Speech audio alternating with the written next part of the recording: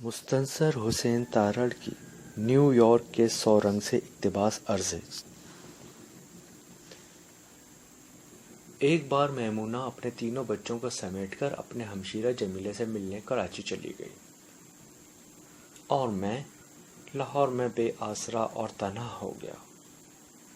میں نے اس بے آسرے اور تنہائی کو بے حد انجوائے کیا، لیکن 2-4 دن کے بعد میں اس مادر پدر آزادی سے اکتا گیا۔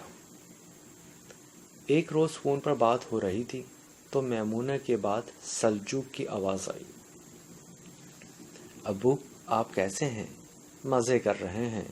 میرے کن کن دوستوں کے فون آئے ہیں؟ میرے کوئی خط وغیرہ؟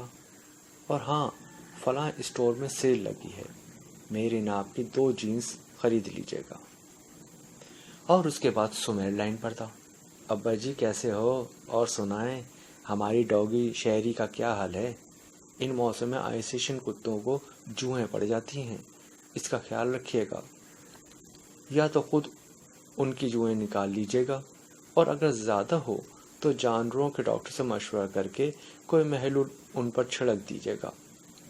غفلت نہ کیجیے گا، ان جوؤں سے کتے مر بھی جاتے ہیں۔ اور آخر میں جب اینی کی باری آئی تو اس نے صرف یہ پوچھا، ابو ہم آ گئے ہیں تو آپ کے کھانے کا کیا بندوبست ہے؟ کیا کھاتے ہیں اور کہاں سے کھاتے ہیں؟ تو یہ فرق ہوتا ہے بیٹیوں اور بیٹوں میں۔ بیٹے اپنے دوستوں سے اور کتوں کے بارے میں فکر مند ہوتے ہیں، اور بیٹیاں اپنے ابو کے کھانے کے بارے میں۔